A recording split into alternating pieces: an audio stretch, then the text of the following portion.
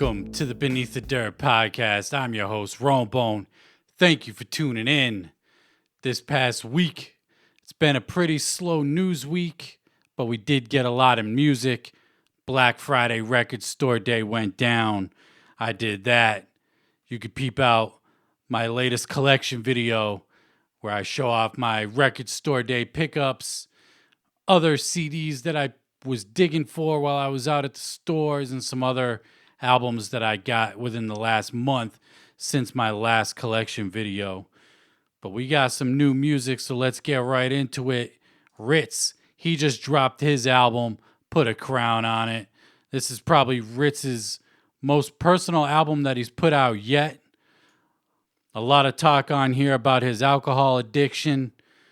He's been sober for a while. He's been posting about that up on his social medias.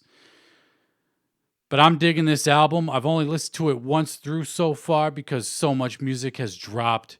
It's really hard to just take it all in at once. You know, I'm still playing a bunch of other shit that's previously come out. But this album right here, dope shit. Features from Paul Wall, Jelly Roll, Yellow Wolf, Twista, Dizzy Wright. Too Short's on here. That track with Too Short and Big Hud. It's called Name Tattoo. That shit. West Coast funky kind of vibe to it. Love that track. Politically Correct. One of the earlier tracks in the album's fucking hilarious to me. He's talking about how everybody got to be politically correct in today's climate. You can't say certain shit. He be saying some funny ass shit on that track. Love that one. Then you got the single that was released with Yellow Wolf and Twista with Wake Up Call. Love that shit. They just go hard as hell on that track. Paranoid and High with Dizzy Wright. Great shit. All around, pretty solid album. Only listened to it once through, but I was pretty impressed with it. Sound quality is on point. I'm just glad we're getting new music from Ritz finally since his departure from Strange Music. It's been a couple years. Super hype to see Ritz putting out some new shit, some quality shit at that. Love it. People are already getting their CDs. That's dope to hear because a lot of these rappers, once they get away from, the bigger independent labels like Strange Music, Strange Music is legit sending people's merch. But I seen people already getting their Put a Crown on It CDs and other merch that they ordered through his web store. So that's dope to see. I'll be putting in my order for Put a Crown on It very shortly. Really dope shit from Ritz right there. So props to him for dropping new music since he left Strange. And it sounds really quality. Curious to see who's producing all his records on that album. And then we got a new release from Mars. I talked about this a couple weeks ago. It was supposed to be already released, but apparently there was some problems with the DSPs, the digital service providers, rejecting the artwork and preventing him from getting his album up on Spotify, iTunes, all that. But this past week, he finally got it up there. Locked Up Abroad is finally up. Digitally, you can go cop those hard copies still through the Force 5 Records website. I have yet to listen to this one, but it seems like a pretty short album. 12 tracks, clocking in at 31 minutes. Looking at the track list right here, the longest song on here is 3:47. Most of the songs are within the 2-minute range. The only other one over 3 minutes is Locked Up Abroad. But y'all know I fuck with Mars. So dope to see he finally got his album up on digital. He managed to get through all the bullshit with the digital service providers rejecting his artwork. So that's dope to see from Mars. And then we got probably the biggest release for me this week was the Shady Records debut for Griselda. West Side Gun, Conway the Machine, Benny the Butcher. Really hyped that they finally get this major label debut out of the way. It's been a long time coming. I've only known about them for a couple years Really only started digging deep, listening to their shit within the last year and a half or so. Benny the Butcher's my favorite out of the three. Not a huge fan of West Side Gun. Conway the Machine's fucking dope. His last EP, Look What I Became, is fucking solid as hell. But what would Chinegun do? This album right here, man. The more I listen to it, the more I fall in love with it. This shit is so hard. So hard. You know, Tana Talk 3 is my favorite Griselda release still. But this album is just as good, if not better. Time will tell. All three dudes are going hard as fuck. Benny the Butcher, for me, is just... he's climbing that ladder for me as far as favorite rappers go. And he's right up there at the fucking top. Y'all know Royce the 5'9" is my favorite rapper right now. But Benny's fucking banging on that door right now. He go hard as fuck on this album. Love it. You got features from Raekwon, 50 Cent, Eminem on the bang. And this album, super dope. Favorite standout tracks early on for me, Cruiserweight Coke. Love that shit. Super fucking hard. The production on this album from Derringer and the Beat Butcher, so fucking dope. Hardcore, just in your face, boom bap. Just, Freddie Hotspot, another track. Standout. Love that shit. Chef Dreads, that was a single that was previously released. Shit, fucking, they start out the album with that. Super hard. Scotty's, love Scotty's.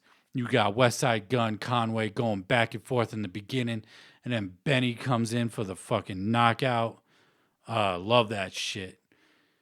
Then you got City on the Map featuring 50 Cent. This is Conway and 50 on a track.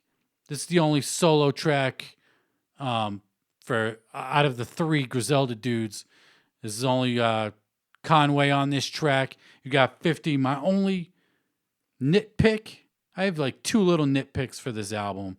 And for this song right here, the vocals seemed mixed a little low than the rest of the album. But other than that, it's still very much listenable. Some people might not even notice it. But this track hard as fuck. 50 comes correct on it. Love it. And then my only other nitpick, of course, everybody knows, I've talked about it before, Eminem's feature on the track Bang. But they make the track even better by adding West Side Gun and Benny the Butcher. This shit is... love it. You know, as soon as Eminem's parts comes on, I cut that shit off. I'm happy as fuck with this album. Front to back. Even the intro from Raekwon. It's kind of disappointing that Raekwon didn't get a guest feature on here as far as rapping. But I love his shit talking in the beginning.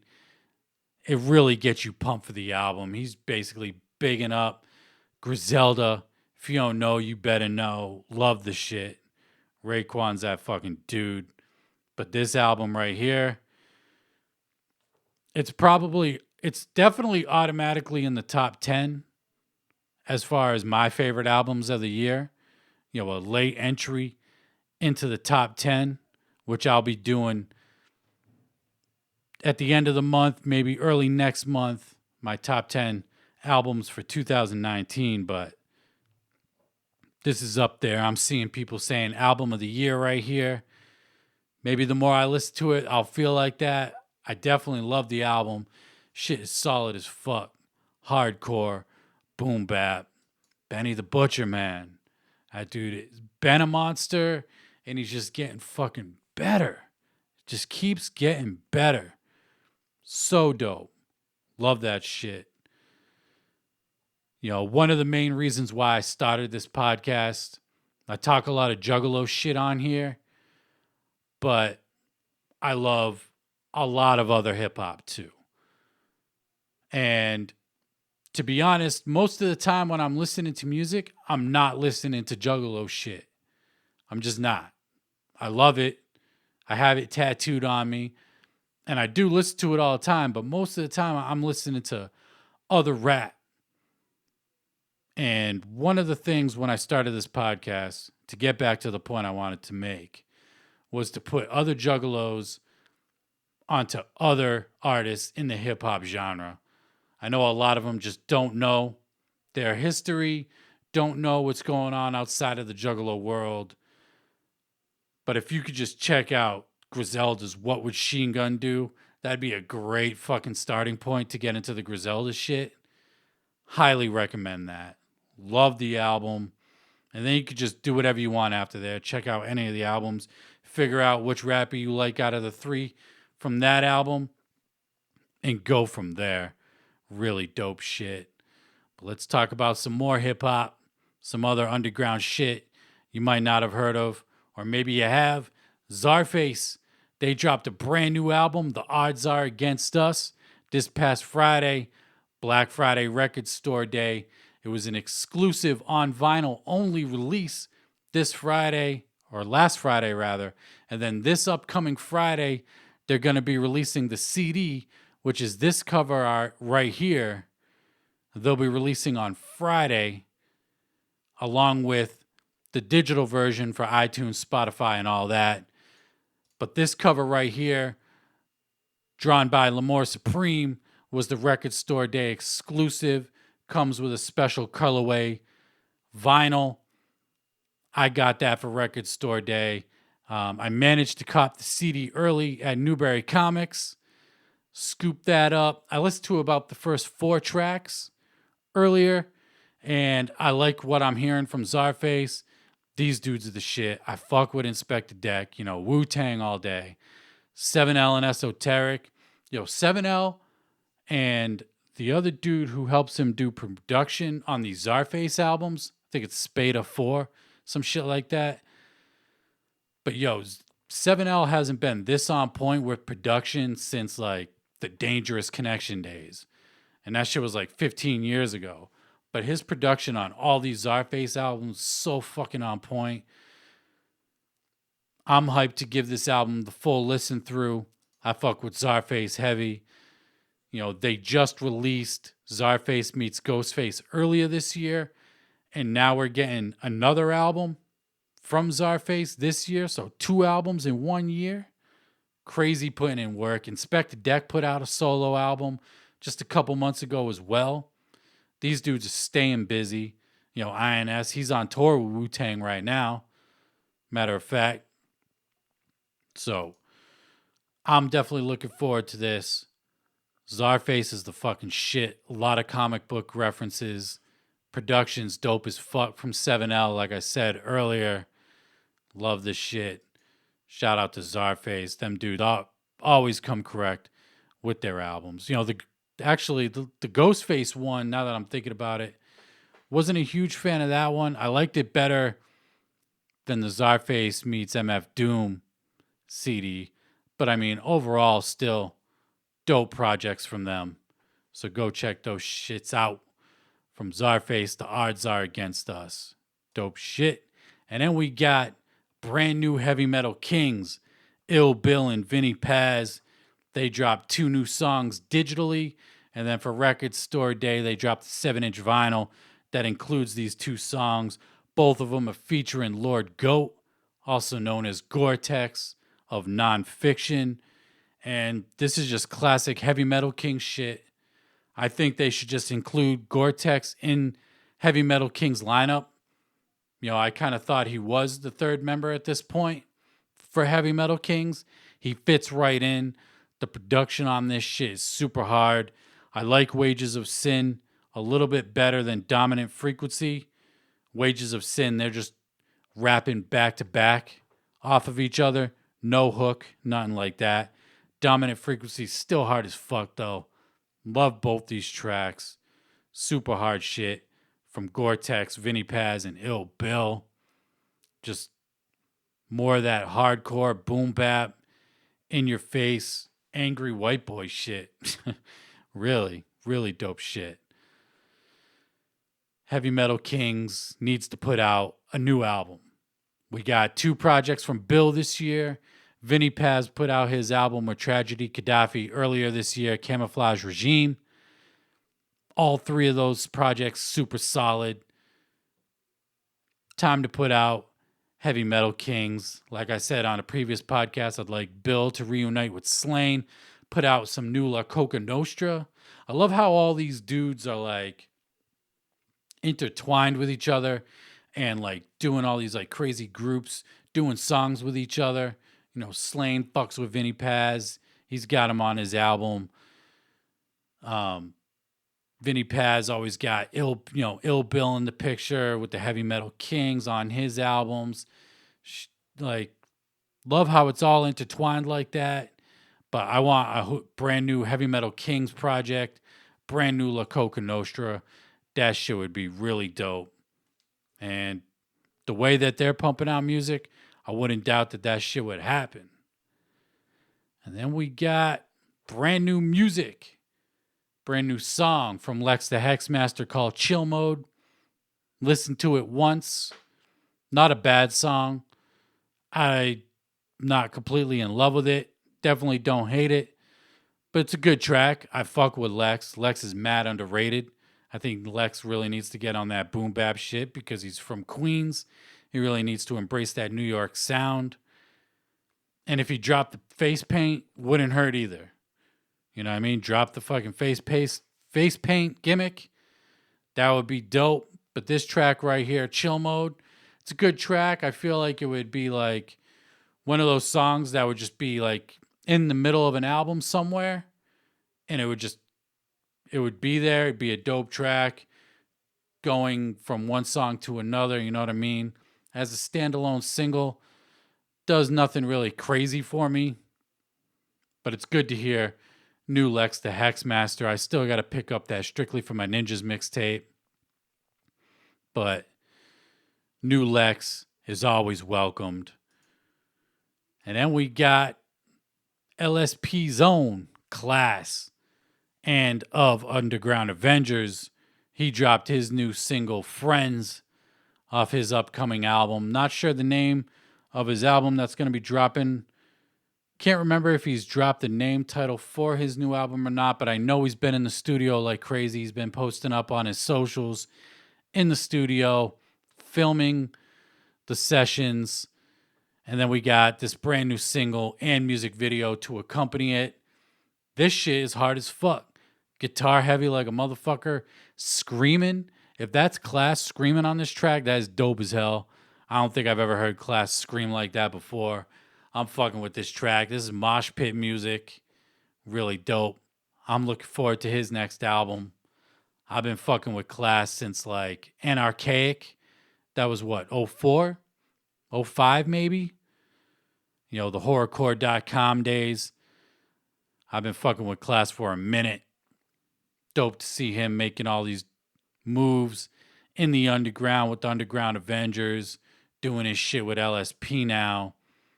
Dude been on so many labels, but he fucking steady grinding and he ain't fucking stopping. Dope to see. Mad love to Class.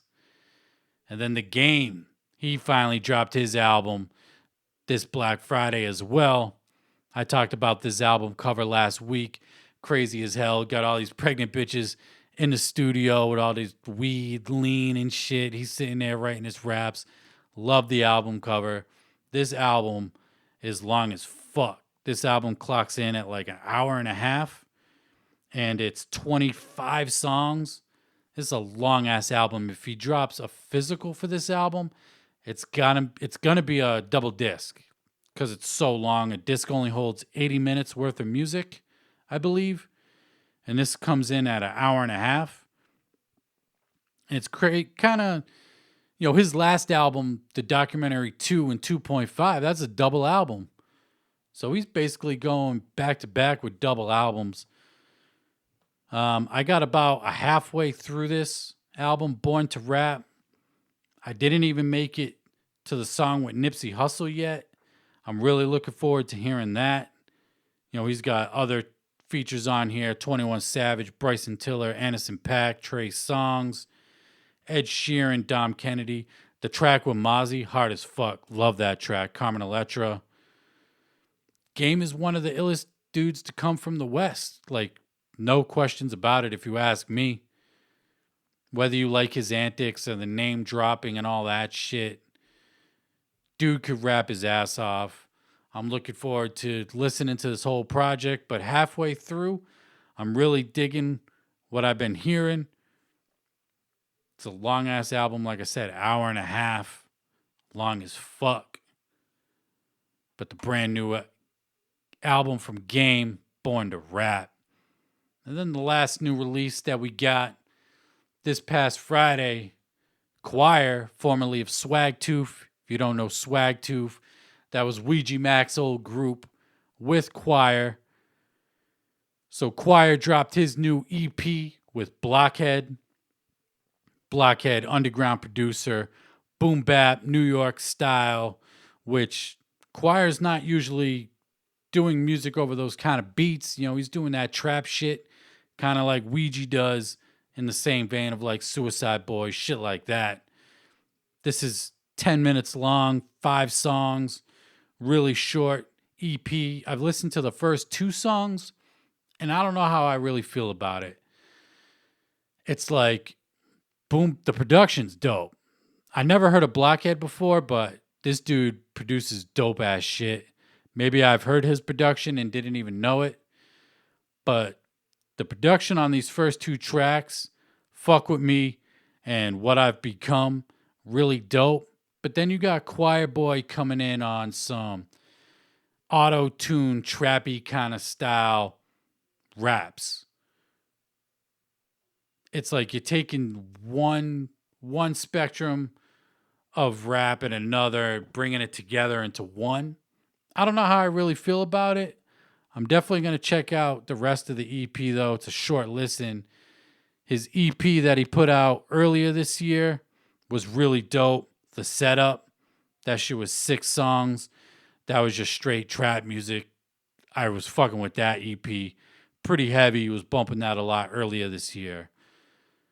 But this boom bap meets trap kind of sound, it's weird. It kind of threw me off because I was just expecting, you know, that Swagtooth, Ouija Mac, you know, Choir Boy dank sound that we usually get. And this is a completely different sound. I don't know if all the songs sound like that. I'm just going to assume they do.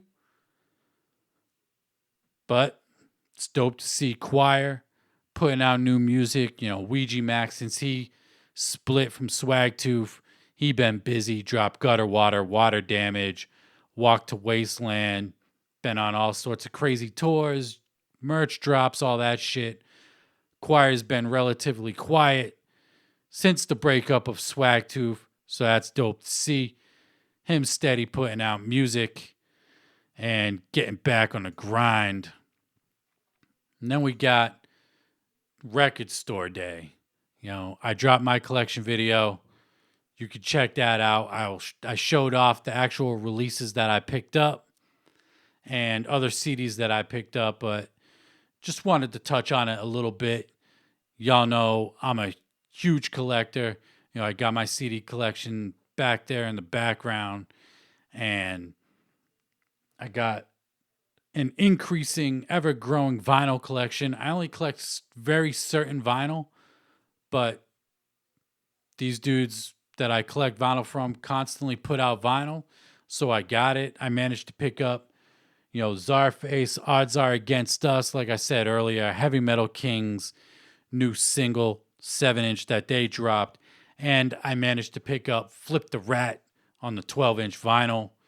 I hit up Bull Moose in Salem, New Hampshire, and it was about an hour drive. I got there at like 7 in the morning, so I was up fucking mad early for Record Store Day. You know, that crazy, I was one of those crazy people that wake up mad early for Black Friday and go do their shopping. But I'm just hitting up a record store. I ain't trying to hit up Walmart and get a fucking 50-inch TV for $7. You know what I mean? But I was there mad early. They were giving out numbers this year. They were doing it a little bit different. Maybe I did show up pretty late last time for Record Store Day. I was like the 100th person in line. This year I got the number 24 ticket, so I was the 24th person in line. I managed to snag Flip the Rat and the Czarface albums while I was there. They did have one copy of Heavy Metal Kings, but somebody grabbed it before me. So one of the 23 people ahead of me managed to grab it.